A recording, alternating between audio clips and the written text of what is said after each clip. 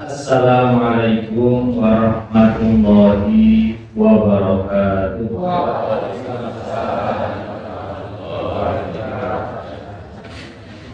Alhamdulillahirabbil alamin. Asyhadu an la ilaha illallah wahdahu la syarika lah wa asyhadu anna Muhammadan abduhu wa rasuluh la nabiyya wa la rasula ba'da. Wassalatu wassalamu ala nabiyyina Muhammadin wa ala alihi wa ashabihi wa man tabi'ahum bi ihsanin ila yaumil qiyamah. Bapak Ibu yang dimuliakan oleh Allah Subhanahu wa taala, alhamdulillah pada pagi hari ini kita dapat berkumpul di Masjid Unika untuk bersama-sama kita menyelenggarakan kegiatan rutin pengajian Ahad pagi Majelis Tabligh Pimpinan Cabang Muhammadiyah Sudian. Mudah-mudahan pertemuan kita mendapatkan rahmat dan berkah dari Allah Subhanahu wa taala. Amin. Salawat dan salam tetap kita doakan kepada Allah, semoga tetap terlimpah dan tercurah kepada junjungan kita Nabiullah Muhammad sallallahu alaihi wasallam, kepada keluarganya, sahabatnya dan pengikutnya, mudah-mudahan termasuk kita semua. Bapak Ibu yang dirahmati oleh Allah Subhanahu wa taala, pagi ini tema urati berat pengetahuan esensi pengetahuan esensi pengetahuan dan amal. Esensi itu apa? Nih, kalau dengan Cilacap itu numpak bis esensi.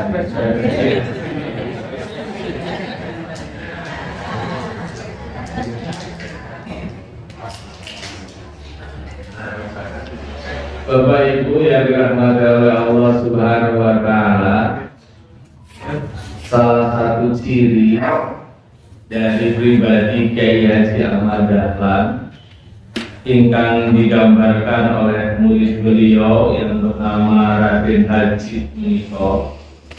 Raden Haji Muniko, saya pernah menyampaikan ayahnya Pak Haiban Haji.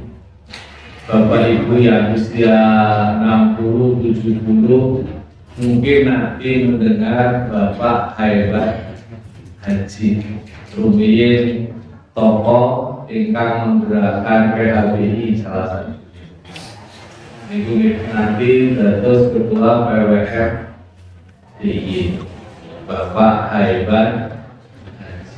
Kemudian putranya sekarang yang aktif dan menjadi tokoh pengelola Masjid Gede Kauman Haji Muniko, salah satunya Bapak Budi Setiawan. Tapi saya nanti hentikan di forum. Nah, salah satu ciri yang disebutkan oleh Raden Haji terkait dengan pribadi Kyai Haji Ahmad Dahlan Muniko, beliau Kyai Haji Ahmad Dahlan itu adalah seorang ulama yang memiliki sifat zakiyun, bahasa Arabnya zakiyun, bahasa Indonesia itu cerdas akalnya. Saya kira tidak mungkin seorang tokoh ulama besar itu bukan ijazahnya jelas.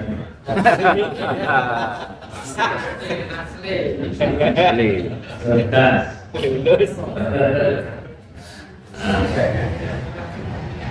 Beliau juga diakui memahami kitab-kitab yang suka. Kiai Haji Dahlan ya belajar tentang kitab-kitab. Beliau senang mengkaji, salah satu tokoh yang beliau kaji itu adalah Imam Al-Ghazali. Itu bagian dari proses. Banyak perdebatan nantilah kira-kira begitu. Kalau kenapa Imam Al-Ghazali? Ya kondisi perkembangan pengetahuan zaman itu dan zaman sekarang tentu berbeda. Termasuk di dalam pemahaman fikih Kiai Haji Dahlan menika memahami Imam Syafi'i. Kenapa ya? Karena memang yang berkembang saat itu adalah kitab-kitab yang sampai ke Indonesia niku nembe kitab-kitab Imam. Kalau sekarang sudah berbeda. Kita bisa membaca berbagai macam sumber pengetahuan. Jadi jangan kemudian kita menganggap kemudian menyempitkan. Oh kalau itu ya pada Imam Syafi'i, kenapa sekarang Muhammadiyah ke Imam Syafi'i? Ya, itu pemahaman yang hanya menyempitkan. Karena sebutnya kan pengetahuan itu dan informasi pengetahuan menikah terus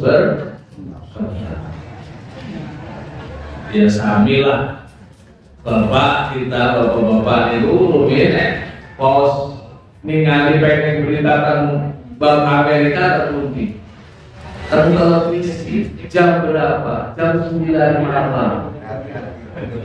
Sebelum itu tidak bisa koran hari besoknya tidak bisa hari ini, bahkan mungkin 2 hari berikutnya, karena untuk mendapatkan koran agak susah. Nah kalau sekarang, kalau Bapak Ibu punya channel TV yang banyak, ya apa kejadian di belahan dunia bisa disaksikan sekarang. Apalagi kalau Bapak Ibu punya kemampuan memahami bahasa asing, bahasa Inggris maupun bahasa Arab. Urusan ini kita ningali bagaimana kondisi Mekah Mukarramah langsung bisa sakit. Nah rumit lah, susah, kan kira-kira begitu. Nah itu ini menunjukkan bahwa kondisi situasi mereka terus berkembang sehingga menyebabkan kita memudahkan mendapatkan sumber nopo. Semakin banyak sumber, semakin banyak impor.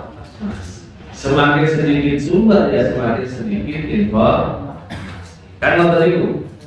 Terus sehingga tidak bisa kemudian kalau ada orang yang menyempitkan dan kita dianggap tidak sesuai dengan KJ pada lagi salah. Karena pada prinsipnya bukan aspek itunya, lebih bagaimana cara berpikir.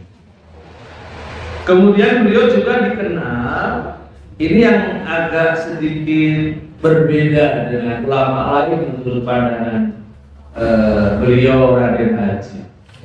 Kiai Haji Dahlan menika menjadi ulama yang memiliki rasa khauf, rasa khawatir, rasa takut dengan kehidupan hari akhir.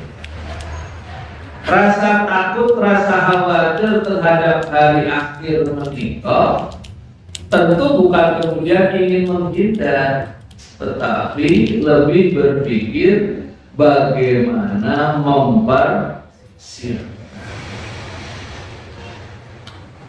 Nah, saya melihat sifat yang terakhir inilah yang kemudian berdampak dengan bagaimana beliau dalam memahami agama. Salah satu gambaran yang digambarkan yang dapat kita pahami bagaimana beliau memahami ajaran agama Islam menika, apa yang ditulis, apa yang disampaikan oleh Kiai Haji Mas Mansur, kemudian dikutip oleh almarhum Bapak Yusron Asrofi. Terus Kiai Haji Dahlan menika dalam pandangan Kiai Kiai Haji Mas Mansur ngoten iki. Pemikiran Kiai Haji Ahmad Dahlan tidak nampak membicarakan masalah ketuhanan teologis. Terus dalam perkembangan umat Islam, sanes ajaran Islam, dalam perkembangan umat Islam, niku wonten kelompok-kelompok yang membicarakan, berdebat tentang keberadaan Tuhan, tentang eksistensi Tuhan. Bab Allah niku memiliki kursi. Surat nomor itu ayat kursi niku Al-Baqarah 100 205. Niku wonten kelompok niku diskusi kursinya itu seperti apa? Sehingga ada yang menggambarkan, ada yang berdiskusi. Wonten malih berdiskusi tentang Al-Qur'an niku makhluk nopo boten. Niku diskusi Pak. Niku bab teologi dalam kajian keislaman itu biasa dikenal ilmu kalam. Makanya Bapak Ibu mungkin pernah mendengar kelompok-kelompok yang karena dia gak sama dengan saya, dia orang kafir, maka darahnya halal. Kan itu. Itu yang berangkat dari cara pemikiran teologis ketuhanan. Ibu mungkin nanti mendengar istilah Syiah. Nanti Sunni, wonten malih mungkin Khawarij, mungkin nanti dengar ya, sebagai keterangan Khawarij. Wonten malih wonten istilah Jabariyah, wonten orang umat Islam banyak itu. Kalau Bapak Ibu belajar di IAIN, bagian ibu menikah diajari umat. Nah, itu ada kajian-kajian seperti itu. Bahkan sampai apa? Cara berpakaian itu dianggap bagian teologis, bagian dari ketuhanan. Sehingga kalau seseorang tidak menampakkan pakaiannya seperti apa yang dia pahami, itu dianggap tidak Islam. Itu ada yang diskusi. Dan dalam sejarah perkembangan umat Islam, gara-gara perbedaan pendapat ini bisa terjadi pertumpahan sampai sekarang.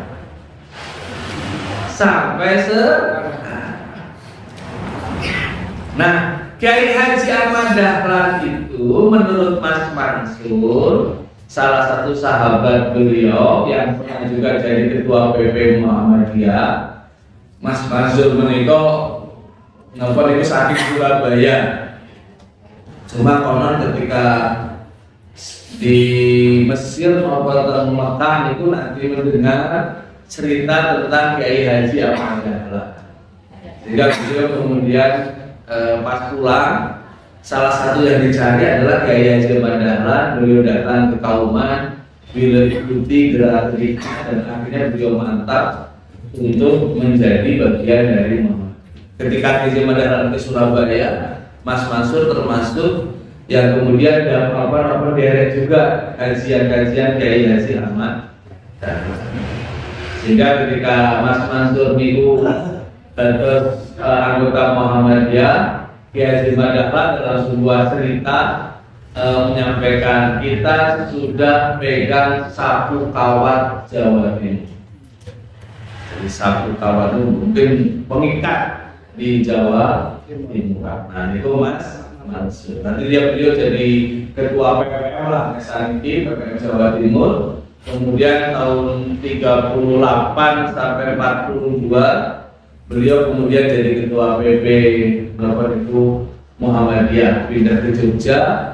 Kemudian dari situ beliau aktif di pergerakan Gatot Empat Serangkai ini. Empat Serangkai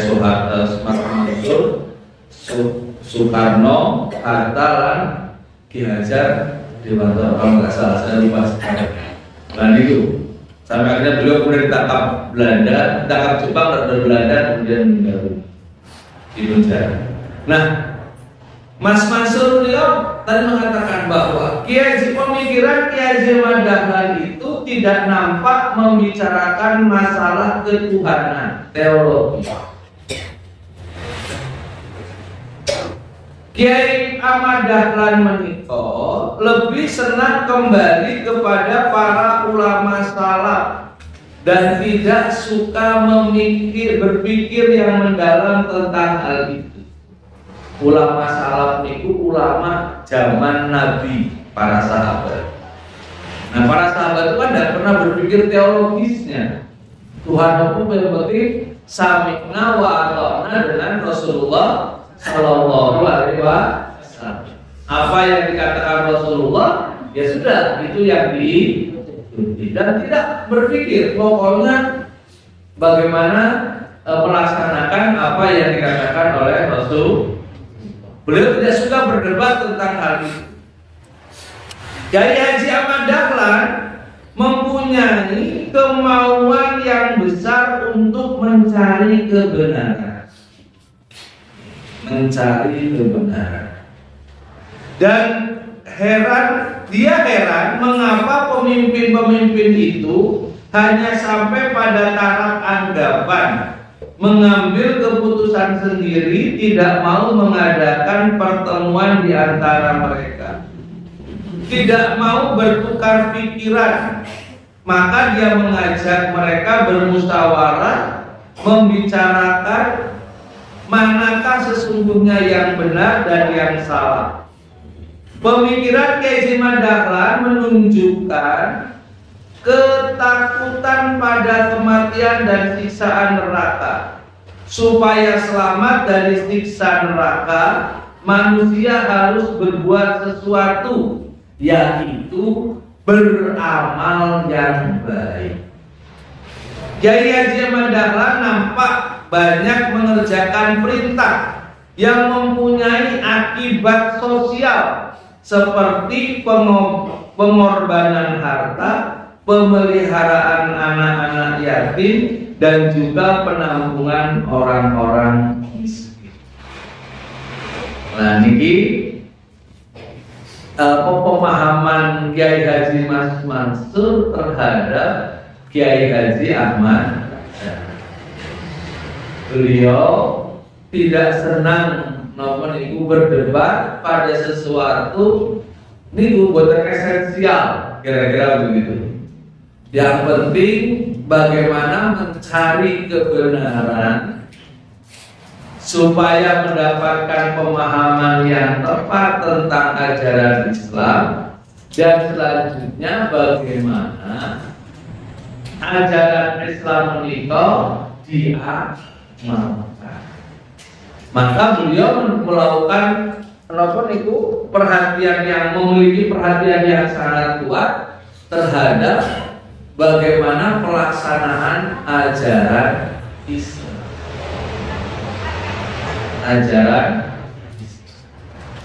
Dalam bentuk yang sifatnya sosial, nyata, dalam keseharian. Nah, yang kita tahu dalam sejarah, maka beliau bagaimana mengamalkan surat Al-Maun dengan mendirikan sekolah, menampung anak-anak yatim, miskin, sampai kemudian di menjelang akhir hayatnya beliau kemudian meminta Kiai Haji Suja untuk menginisiasi berdirinya rumah sakit PKU Muhammadiyah.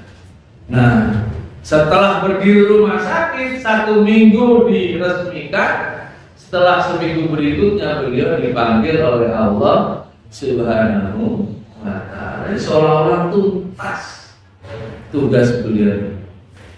Keinginan beliau pengen meletakkan dasar perjuangan Muhammadiyah supaya mudah generasi berikutnya melanjutkan menikah dijabah oleh Allah dengan akhirnya betul-betul secara kelembagaan wonten tinggal kemudian dilanjut. Bapak Ibu yang dirahmati oleh Allah Subhanahu wa taala, saya ingin mencoba mengkaitkan dengan tema menikah, esensi pengetahuan dan amal. Kita dalam beragama tentu tidak bisa asal melakukan, kedah memiliki dan kita dilarang oleh Allah untuk mengikuti sesuatu yang kita tidak tahu. Wala taqfu ma laisa laka bihi ilm. Janganlah engkau mengikuti sesuatu yang engkau tidak mengetahui dasar atasnya. Kenapa? Sesungguhnya as-sam'a wal basara wal fuada, pendengaran, penglihatan lan hati serta akal menika kana anhu ulaika mas'ula. Semuanya itu nanti akan dimintai pertanggungjawaban. Maka penting bagi kita untuk terus meningkatkan pengetahuan. Saya ingin memberikan ilustrasi gambaran tentang kesehatan itu wonten istilah pertumbuhan lan perkembangan. Wonten istilah pertumbuhan lan perkembangan. Kalau pertumbuhan, pemahaman saya dari yang saya baca niku merujuk pada aspek fisik. Anak tumbuh dari bayi, kemudian mangke tungkurap, merangkak, berjalan, kemudian nanti tumbuh menjadi anak-anak, remaja, dewasa, orang tua. Karena niku merujuk aspek fisik. Yang tadinya tidak bisa berjalan, bisa berjalan. Sehingga kalau ada anak usia tertentu kok belum bisa berjalan, secara pertumbuhan ada masalah. Maka kemudian dirujuklah ke dokter untuk dicek pertumbuhan fisik. Kan seperti itu. Usia 2 tahun kok belum bisa bicara, berarti wonten sesuatu yang perlu dikaji mengenai pertumbuhan kemampuan motoriknya, kan gitu. Nah, untuk menguatkan pertumbuhan biar fisiknya kuat, maka perlu asupan. Asupannya nopo? Makanan, kan betul. Bayi diberi ASI sampai 2 tahun, di 6 bulan ditambah napa niku makanan pendamping MPASI. Maka kemudian di usia sekian dikasih tambahan ini, tambah seterusnya sampai seusia kita sekarang itu masih mengalami, mungkin kalau yang berapa sudah berdewasa sudah tidak mengalami pertumbuhan secara fisik, tetapi secara esensi tulang-tulang ini mengalami pertumbuhan. Walaupun sekarang pertumbuhannya mungkin menurun karena kemampuannya sudah berbeda dengan masalah. Dan itu sangat tergantung asupan makanan kita. Kita yang sudah punya didiagnosa sakit gula, maka asupannya perlu diperhatikan, jangan terlalu senang dengan yang manis. Kembali kepada kehidupan asli yang penuh dengan kepahitan. Sudah pahit hidupnya, minum pun harus pahit, tapi itu double pahitnya. Kan itu. Nah, sekarang perkembangan itu biasa merujuk pada aspek pemahaman saya, aspek psikis dan juga spiritual. Perkembangan itu biasa bicara tentang otak, kemampuan berpikir. Ada anak kemampuan sekian, nanti kemampuan menganalisa, kemampuan menangkap yang kasar, kemampuan merasa dan seterusnya. Sampai akhirnya ada kemampuan untuk memahami sesuatu yang abstrak, yang betul jelas, jadi sesuatu dia pahami sehingga dia bisa paham, maksudnya seperti itu. Termasuk bidang spiritual. Nah, kalau boleh menyederhanakan dalam pemahaman saya, ya perkembangan itu nanti berangkat dari akal dan juga hati, perasaan. Sementara kalau pertumbuhan itu lebih pada fisik. Nah, yang perkembangan ini yang kadang-kadang tidak kita perhatikan asupannya.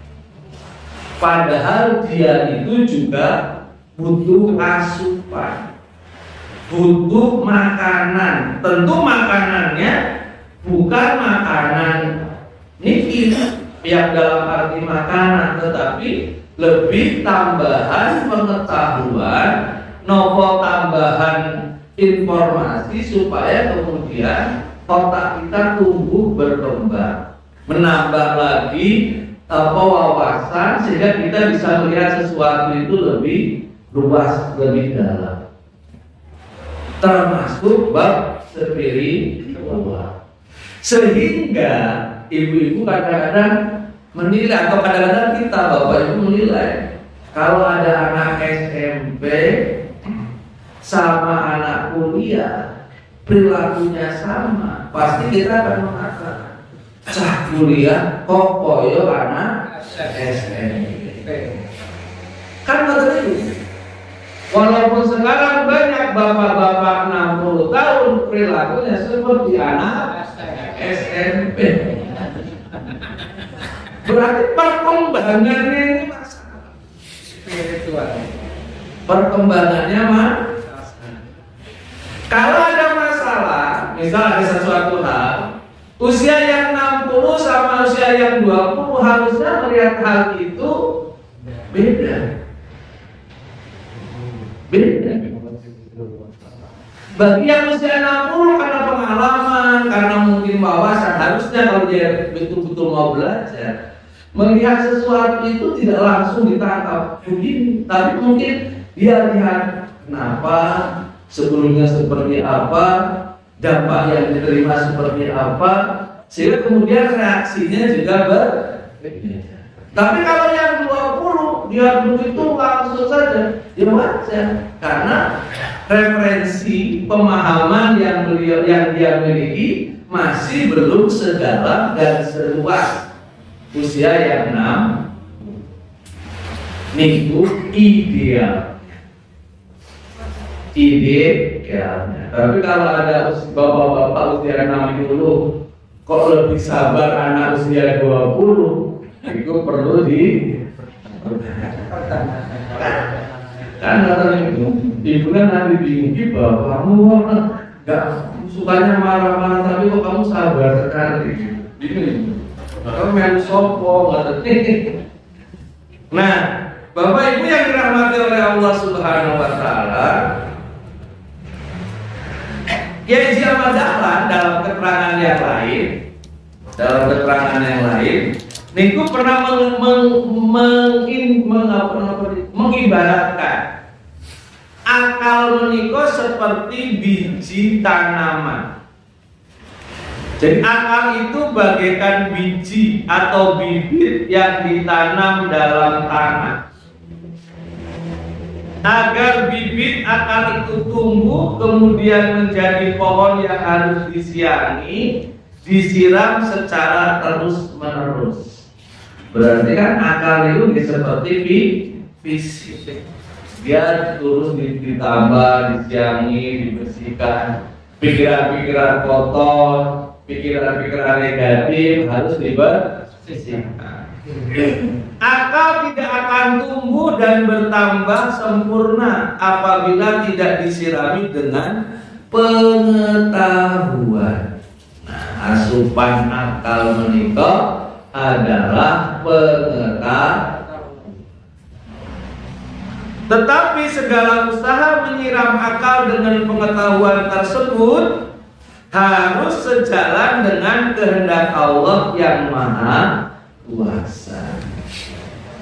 Jadi akal itu perlu disirami pengetahuan, ilmu, pengetahuan yang benar itu perlu dipagari dengan wahyu, dengan apa menjadi perintah Allah, yaitu ajaran agama.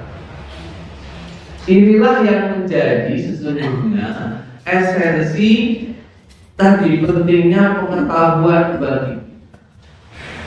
Maka Kiai Dahlan menikah betul-betul mengajak ketika kita beragama menikah itu harus mengetahui betul,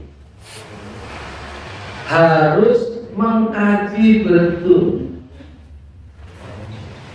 mencari kebenaran tentang apa yang kita lakukan. Kita tidak boleh melakukan apa yang telah biasa di dalam masyarakat tanpa kemudian kita mempertanyakan sebenarnya sesuatu yang biasa di dalam masyarakat itu sudah diajarkan belum di dalam Islam, atau bagaimana sesungguhnya di dalam ajaran Islam. Maka wonten istilah kita ini tidak boleh membenarkan kebiasaan, tetapi membiasakan yang benar. Karena inilah yang kemudian di dalam kehidupan sehari-hari sering kita lihat. Oh, Muhammadiyah itu menolak tahlilan, menolak selamatan, menolak. Tapi sebenarnya bukan menolaknya itu yang harus kita kedepankan. Yang kita kedepankan itu adalah cara berpikir kita terhadap selamatan itu. Apakah selamatan itu, apakah acara-acara budaya menikah wonten tuntunan, wonten aturan yang harus dilaksanakan sesuai dengan ajaran agama? Apakah kegiatan itu murni kegiatan budaya atau kegiatan agama, atau ada campuran antara budaya dan agama? Itu yang perlu kita kaji, yang perlu kita lihat. Tidak boleh juga kemudian kita tiba-tiba langsung sesat. Tidak boleh, tidak boleh. Kita harus mengkaji dulu, oh kamu melaksanakan seperti apa. Kalau dikaitkan dengan agama dan di agama tidak ada, ya tidak. Tapi kalau itu murni budaya, tidak ada kaitan dengan agama sama sekali, ya karena itu murni budaya, tidak ada kaitan dengan agama. Ini pengetahuan fungsinya kita untuk betul-betul melihat mana yang sesungguhnya yang benar, mana yang salah. Maka di dalam beberapa keterangan Kiai Haji Ahmad Dahlan menikah di dalam mengaji itu ragi berat Bapak Ibu. Maka kalau kita ngajinya ketawa-ketawa, sebagian ibu bingung. Pas pengajian bisa senang, alhamdulillah gak ada pikiran apa-apa, utang seolah-olah gak punya utang, gak punya masalah. Setelah pulang ke rumah punya pikir. Dalam keterangan lain Kiai Ahmad Dahlan itu ngaji itu malah wonten pertanyaan-pertanyaan. Dan pertanyaannya itu bukan hanya masalah isi, tetapi pasca isi itu nopo, pasca pengajian itu, setelah pengajian itu. Jadi wonten istilah apa tadi? Ketika kalau ngaji tentang Al-Quran, hadis bisa, tentang ayat gitu, bagaimana artinya? Artinya dipahami. Artinya nopo? Oh, dipahami pun apa? Bagaimana tafsir keterangannya? Pendapat ulama pripun tentang bab ini. Bagaimana maksudnya? Nah, ini kan pemahaman ulama. Pemahaman ulama mungkin pemahaman ulama itu sesuai dengan kondisi ulama saat itu. Kalau dikaitkan dengan sekarang, maksudnya kira-kira apa? Makanya ngaji ke Muhammadiyah mikir tenang. Pak mikir Pak, setelah ngaji malah mikir. Umat kok mikir lagi ngaji kok Pak? Tapi mikirnya mikir yang positif untuk menambah kekuatan hati itu dikuatkan, bukan sekedar malah mematikan hati karena banyak ketawa. Apakah ini larangan? Ayat ini larangan maupun perintah? Kalau itu larangan, sudahkah kita meninggalkan larangan itu? Pertanyaan lagi. Wonten nek saniki istilah nopo niku dalam pembelajaran itu wonten reflektif, wonten reaksi diri. Sudah melaksanakan belum? Evaluasi dirinya sudah tidak. Nah, apakah ini perintah yang wajib dikerjakan? Apakah sudah mengerjakannya? Bila belum dapat menjalankan, tidak perlu membaca ayat yang lain. Nah, ini. Jadi beliau mengajarkan sesuatu niku betul-betul dibimbing. Tidak sekedar teori, tapi juga bagaimana kemudian didorong untuk diamalkan. Ini yang dalam pandangan napa niku Kiai Raden Haji menika yang membedakan cara ngajinya Kiai Haji Ahmad Dahlan kalian kiai-kiai yang ada di Kauman saat ini. Boten namun menyampaikan, setelah disampaikan selesai pulang, tapi dipimpinkan betul. Ada proses berpikir bagaimana akal itu ditambahkan pengetahuan dengan pemahaman yang lain.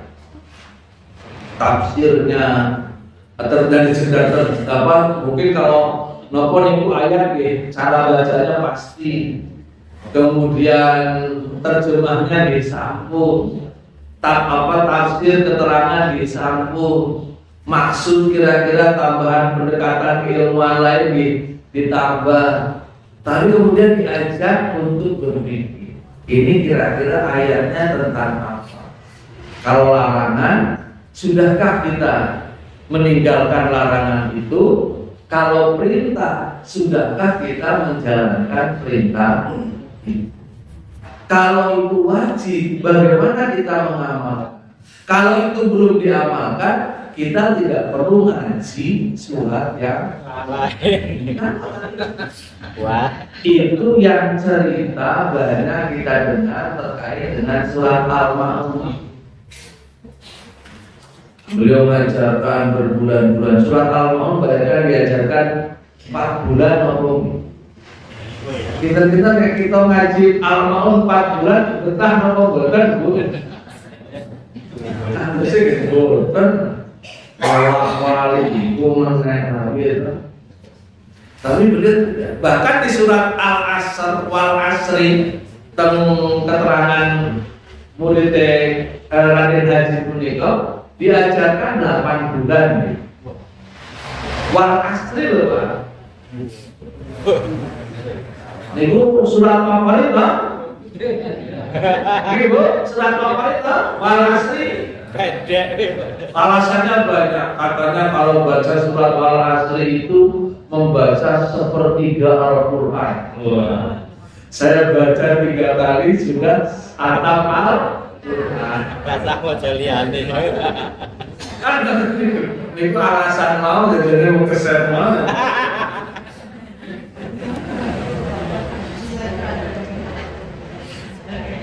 Katanya begitu bukan ada keterangan.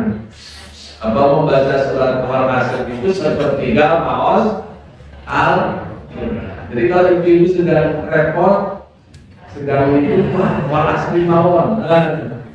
Pak, kalau sepertiga mawas al, berarti sepertiga itu nih ayat Al-Quran itu 6.666 ayat, berarti sepertiganya sudah 2.000-an kan? Oh, 2.000 ya. Cukup dengan membaca surat. Tapi bukan kayak cuma dalam 8. Tapi apa Bapak Ibu yang dampak yang diberikan? Salah satu dampak yang ditumbuhkan dari pemahaman surat Al-Asr ini menurut riwayat wonten pengawasan. Rumiyin itu Kiai Madaran kalau mengadakan pengawasan menika ada nama-namanya sendiri. Pengajian Al-Asr menika memang dilaksanakan katanya biasanya setelah asar. Dan saat menikah tasih dilanjutkan oleh di Masjid Gede Kauman. Jadi kalau Bapak Ibu sholat asar kalau tidak salah di Masjid Gede Kauman, pasti setelah itu wonten tutup. Nah, itu menjalankan semangat rutin kajian Al-Asri, tradisi pengajian Al-Asri. Wonten malih pengajian malam Selasa itu gitu, mentradisi sejak zaman. Wonten pengajian Toharatul Qulub itu adalah pensucian jiwa. Nah, salah satu cara untuk napa niku mendampingi murid-muridnya supaya mengamalkan Toharatul Qulub menika, ada sebuah peristiwa di tahun 1922 kalau tidak salah. Pada saat itu Kiai Haji Madaran mendapatkan laporan dari Kiai Haji Ibrahim dan Haji Hisam niku mak ketua nek saniki ketua Majelis Bidasmen pertama. Ketua Majelis Bidasmen pertama bagian sekolah. Nah, diceritakan kepada Pak Kiai bahwa guru-guru Muhammadiyah menika dereng angsal gaji honorarium karena uang kas Muhammadiyah itu sampun telas. Ini berita gembira atau berita motivasi atau berita kagum para guru yang ada ini. Ternyata zaman dulu ini dari guru Muhammadiyah itu angel untuk mendapatkan sesuatu. Tetapi ini motivasi buat kita. Tetap kita sobatkan. Saya juga akan ngajar di Muhammadiyah. Nah, Kiai Haji Madaran berpikir ini gimana? Saat itu kita butuh 400 golden untuk kebutuhan membayar guru-guru dan juga operasional sekolah. Kiai Haji Madaran bingung dari mana uang. Sampai akhirnya beliau punya azam, punya niat yang tekad yang kuat. Beliau mau melelang seluruh benda yang ada di rumahnya, kecuali kitab dan juga pakaian-pakaian yang tidak mungkin untuk dilelang, dan itu untuk keperluan pribadi. Jadi itu kepribadian beliau untuk kebutuhan harian. Dipanggillah Hisam dan Ibrahim supaya mempersiapkan segala sesuatunya. Kemudian di saat yang sudah tepat begitu, Kiai Haji Madaran mukul kentongan, titir. Nah, ruminan titir itu tanda ada bahaya. Itu dia tolong kauman tuh, pagi-pagi kita merokok. Bayangkan loh, kira ada kebakaran atau datanglah ke rumah Kiai Haji Madaran. Di depan rumah sudah banyak perabotan rumah tangga yang ditaruh di depan rumah. Para muridnya, para jamaah warga yang tadi datang, loh, Pak Haji kenapa ini? Apakah Pak Haji mau pindah? Mau pindah rumah gitu? Mau pindah dari Kauman, kemudian barangnya di enggak, saya tidak akan pindah. Ini saya mau lelang barang-barang perabotan punya saya. Karena ini Muhammadiyah butuh uang untuk biaya pendidikan. Muhammadiyah punya hutang 400 golden. Bingung kok? Akhirnya kemudian proses lelang berlangsung. Oh, saya ambil ini, enggak. Sudah selesai, sudah semua alhamdulillah sudah selesai dari charter. Terkumpulan ada pendapat 4.000 golden. Tapi saya persisnya berapa? Tapi ada pendapat 4.000 golden. Ceritanya kan banyak-banyak cerita itu naik turun lah. Ada 4.000 golden. Jadi ada 10 kali lipat. Tapi setelah selesai, niku ditinggal lelangannya itu. Kiai Haji Mandala kan bingung lah. Bapak-bapak, ini barang-barangnya gimana? Nanti saya antar ya ke rumah. Jawabnya tidak usah. Barangnya dikembalikan ke rumah Kiai Haji Ahmad dan dipakai. Lah, itu uangnya bagaimana? Ini kan saya lelang. Jawab para muridnya, selama ini kami sudah mengaji tentang Thaharatul Qulub, pensucian jiwa.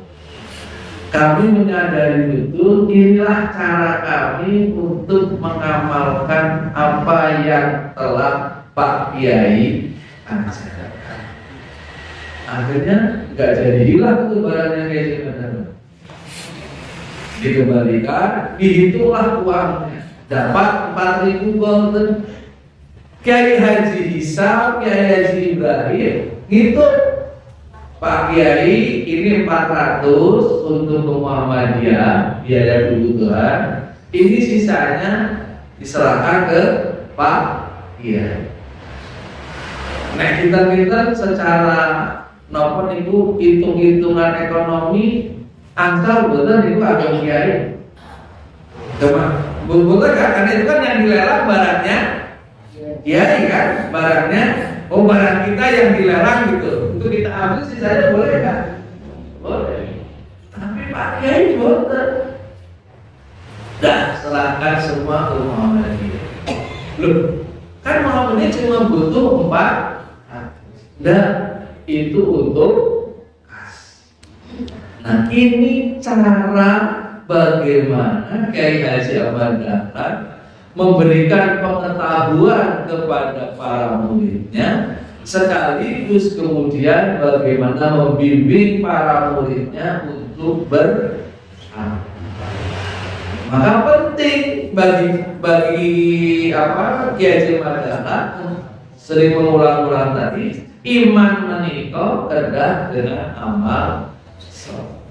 Maka kalau kita perhatikan surat Al-Asri kan seperti itu. Wal asri innal insana lafi khusrin illa alladziina amanu wa 'amilus shalihat wa tawassaw bil haqqi wa tawassaw bis sabr. Iman menika sanes at-tamani. At-tamani menika namung napa niku? Pikiran, hayalan. Nah, minimal mungkin buatan juga omon-omon. Iman menika sanes namung omon.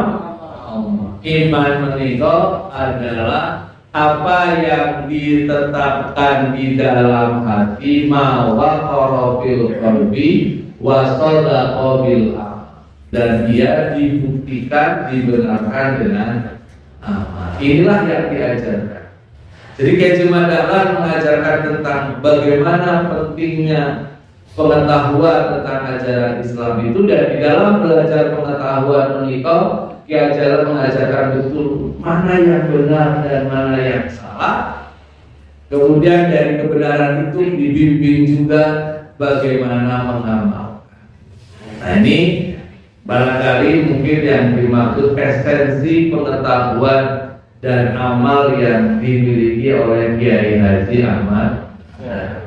Belajar, memahami agama untuk mendapatkan kebenaran, tidak berdebat pada sesuatu yang nopo niku hanya pemikiran, tetapi kemudian apa yang menjadi kebenaran itu berusaha untuk kita laksanakan. Nah, dalam pokok pikiran yang ketujuh yang disampaikan ajaran yang disampaikan oleh Kiai Madahlan, beliau menyampaikan begini. Pelajaran itu dibagi atas dua bagian. Satu, belajar ilmu, pengetahuan atau teori. Dua, belajar amal, mengerjakan atau mempraktekkan. Semua pelajaran harus dengan cara sedikit demi sedikit, setingkat demi setingkat. Misalnya seorang anak akan mempelajari hukum A, B, C, dan D. Kalau belum paham benar-benar tentang 4 huruf A, B, C, dan D, tidak perlu ditambah pelajarannya dengan huruf berikutnya. Demikian juga dengan belajar amal, harus dengan cara bertingkat. Kalau setingkat saja belum dapat mengerjakan, maka tidak perlu ditambah. Tapi saya pikir semangatnya sekali lagi adalah mari kemudian dalam kita mengaji di Persyarikatan Muhammadiyah, dalam kita belajar tentang Islam, tidak hanya namun waos, nambah pengetahuan, tapi juga sedikit demi sedikit kita mudah-mudahan itu yang akan menjadikan diri kita betul-betul merasakan nikmatnya iman dan Islam. Pengantar Bapak Ibu sekalian yang dapat saya sampaikan, mohon maaf bila banyak kekurangan. Mudah-mudahan bermanfaat khususnya bagi saya juga untuk terus belajar bagaimana juga mengamalkan ajaran Islam. Matur nuwun, mohon maaf. Assalamualaikum warahmatullahi wabarakatuh.